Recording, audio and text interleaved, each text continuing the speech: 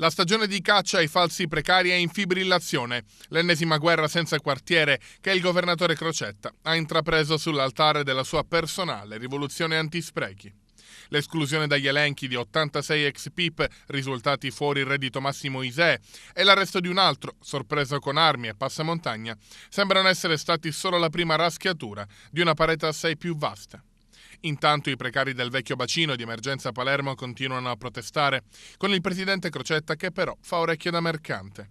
Sarebbe stato scoperto infatti un ASU assistito con un contributo di 500 euro al mese, avente però un reddito di 500.000 euro l'anno. Un altro dei tanti scandali e degli sprechi che una parte di sistema politico vorrebbe continuare a tenere in piedi, ha subito commentato il governatore. Una vera e propria ingiustizia sociale che premia i ricchi sottraendo ai poveri risorse che devono essere destinate alla solidarietà. Una polemica anche dialettale con chi si è sempre schierato accanto ai PIP.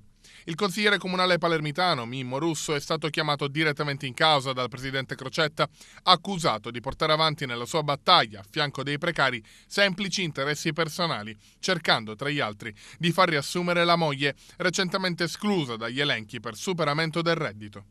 Una provocazione alla quale Russo ha risposto di rimando, dichiarandosi pronto a presentare la lettera di dimissioni della moglie a patto che Crocetta riammetta tutti gli altri lavoratori, esclusi ingiustamente dal sostegno al reddito, ammontante a 832 euro mensili. Russo sostiene che quella in atto contro il bacino degli ex PIP sia una vergognosa campagna mediatica.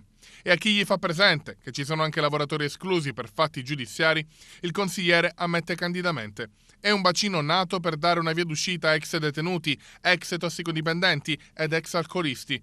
Mi chiedo cosa il governatore pensasse di trovare in questi elenchi.